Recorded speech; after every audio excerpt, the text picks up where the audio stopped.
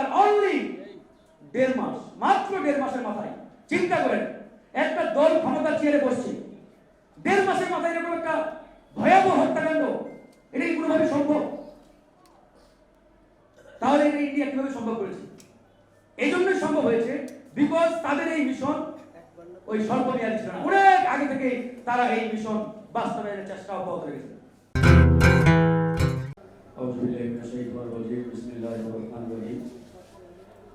Professor কে Ali foundation কর্তৃক আয়োজিত আজকের এই সেমিনারে উপস্থিত সংগ্রামী সভাপতি, উপস্থিত আলোচকবৃন্দ, সকলকে সালাম এবং শুভেচ্ছা। আজকের যে বিষয়টি ইতিমধ্যে আমাদের সামনে স্পিকার উপস্থাপন করেছেন সেটা আমরা সবাই শুনেছি। ওনার এই লিখিত বক্তব্যের সাথে খুব একটা দ্বিমত পোষণ করার সুযোগ নেই।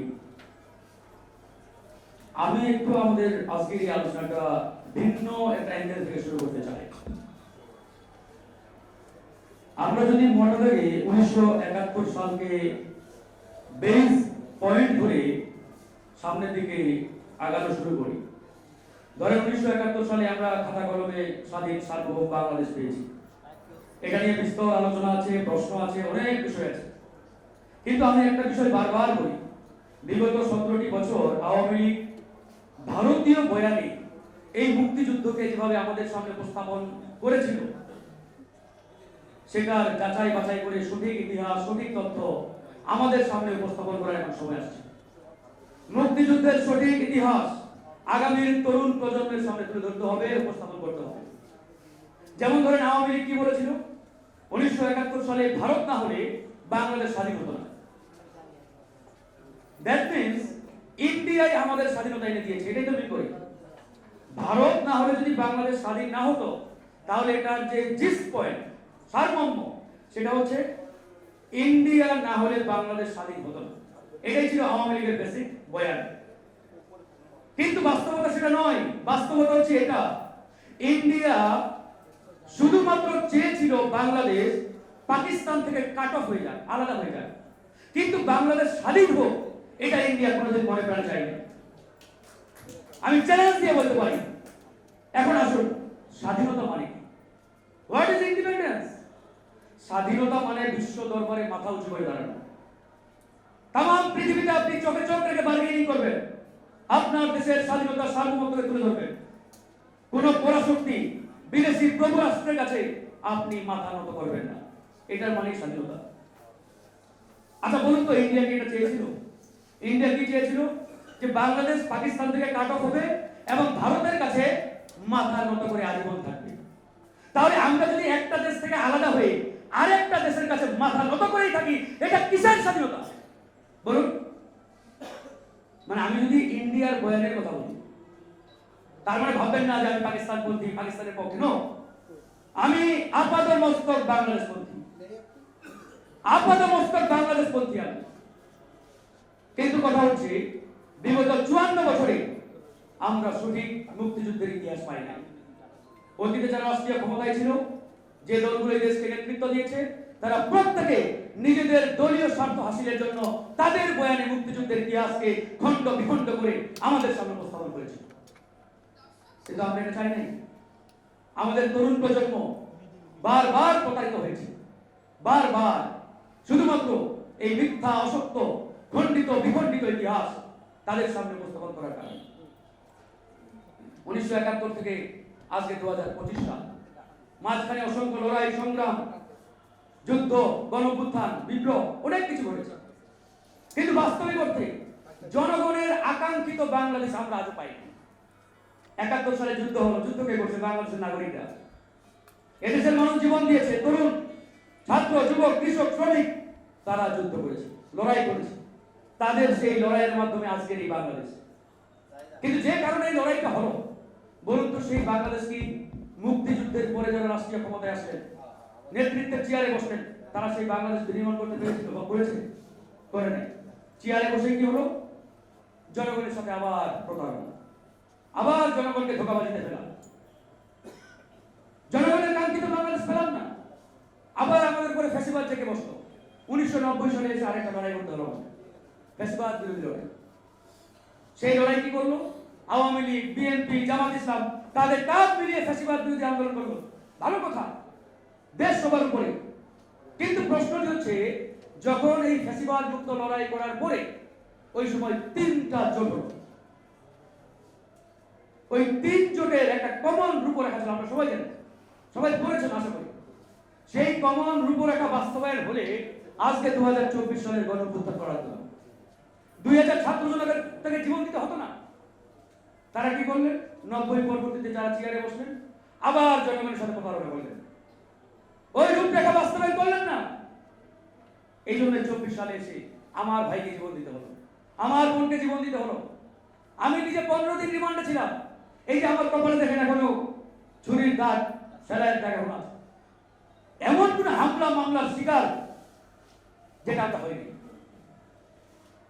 এখন আমাদের প্রশ্ন, এই যে গণঅভ্যুত্থান, এই যে এত মানুষের জীবন দেওয়া, এত রক্ত, এত লড়াই, যদি আমরা জনগণের আকাঙ্ক্ষিত বাংলাদেশ বিনির্মাণ না করতে পারি, আপনারা লিখে রাখেন, আগামী 2, 4, 5 বছর পরে আপনাদের ছেলে মেয়ে নাতিপতিদের আবার রাজপথে নামতে হবে, আবার মরতে হবে, আবার রক্ত ঝরাতে হবে। একবারই পরিষ্কার ইতিহাস। এই জন্যই আমি বলছি কথাগুলো, বিডিআর হত্যাকাণ্ড এই ঘটনাগুলোর সাথেই একবারই ওতপ্রোতভাবে জড়িত। আমি কিনোট স্পিকারকে এই জন্যই ধন্যবাদ জানিয়েছি শুরুতেই, যে তিনি বিডিআর হত্যাকাণ্ড বলেছেন। এর আগের একটা অনুষ্ঠানে দেখলাম আর্মির সাবেক অফিসার বলছেন বিডিআর বিদ্রোহ। আমি সাথে সাথে প্রতিবাদ করেছিলাম যে এটা কোনো বিদ্রোহ নয়, এটি পরিষ্কার হত্যাকাণ্ড। এবং এটি ভারতীয় এবং ভারতীয় সরকারের পরিকল্পনাতে এই হত্যাকাণ্ড ঘটনা হয়েছে বাংলাদেশের সেনাবাহিনীর মেরুদণ্ড ভেঙে দেওয়ার জন্য। আমাদের কিনোট স্পিকারের যে তথ্যগুলো, বিডিআর আমরা তো আর্মির লোক, আপনারা ভালো জানেন, বিডিআর ছিল কিন্তু আমাদের সীমান্তের বাঘ। এবং বিডিআরকে বলা হয়তো প্যারা মিলিশিয়া বা প্যারা মিলিটারি বাহিনী। খাতা কলমে না হলেও আমাদের বিডিআর যে ট্রেনিং, প্রশিক্ষণ, সবকিছু ওই ইন্ডিয়ার বিএসএফ এর চাইতে 1000 গুণ উন্নত। এবং আমাদের এই বিডিআর সদস্যদের দেশপ্রেম সব দিক দিয়ে তাদের থেকে যোজন এগিয়ে ছিল। এবং বিফোর 2009 সালের পূর্বে বিডিআর এর সাথে কোনো লড়াইয়ে ভারতের বিএসএফ টিকতে পারে নাই, জিততে পারে নাই। প্রত্যেকটা লড়াই, প্রত্যেকটা জায়গায় তারা পরাজিত হয়েছে, প্রত্যেকটা জায়গায় তারা হেরেছে। এবং বাংলাদেশের সীমান্তরক্ষী বাহিনীর কাছে তারা মাথা নত করেছে। পাঁচবার ঘটনা তো আপনারা বললেনই। পাঁচদুয়া শুধু না, তার আগে থেকেই ইন্ডিয়া তাদের পরিকল্পনাতে সেট করে নিল যে বাংলাদেশের সেনাবাহিনী তথা ডিফেন্সের যে মেরুদণ্ড, এটা ভেঙে দিতে হবে।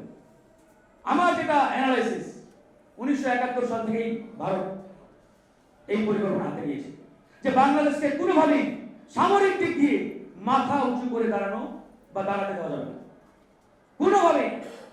বারবার পরিকল্পনা নিয়েছে, বাট তারা ব্যর্থ হয়েছে নানানভাবে, নানান কারণে, রাজনৈতিক সমীকরণ, ইকুয়েশন ইত্যাদি কারণে বাস্তবায়ন করতে পারে নাই। তারপরে 5 ঘটনা ঘটলো। এরপরে তৎকালীন বিএনপি সরকার, আমরা যতটুকু জেনেছি, তৎকালীন প্রধানমন্ত্রী বেগম খালেদা জিয়াকে ইন্ডিয়ান র এই পরিকল্পনা বাস্তবায়নের অফার করেছিল।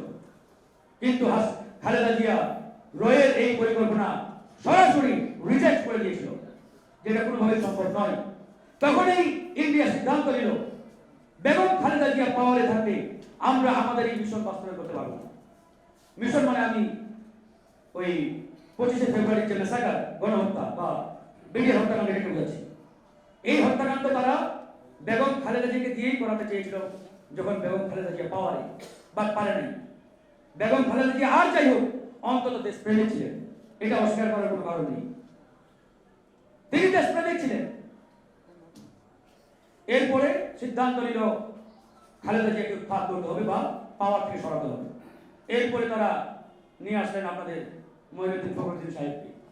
এরপরে ইলেকশন হলো 2008 সালের 29শে ডিসেম্বর। অনেকেই এটাকে অনেকভাবে ব্যাখ্যা করেন, তবে এই ইলেকশনে আর যাই বলেন, অবশ্যই ইঞ্জিনিয়ারিং হয়েছে এবং এত সূক্ষ্ম ইঞ্জিনিয়ারিং যেটা আসলে খালি চোখে জনগণ ধরার কোনো সুযোগ ছিল না। ইঞ্জিনিয়ারিং এর মাধ্যমে আওয়ামী লীগকে পাওয়ারে বসানো, আওয়ামী লীগকে পাওয়ারে বসার অনলি 1.5 মাস, মাত্র 1.5 মাসের মাথায় চিন্তা করেন, একটা দল ক্ষমতার চেয়ারে বসছে, 1.5 মাসের মাথায় এরকম একটা ভয়াবহ হত্যাকাণ্ড, এটা কি কোনোভাবে সম্ভব? তাহলে এটা ইন্ডিয়া কিভাবে সম্ভব করেছে?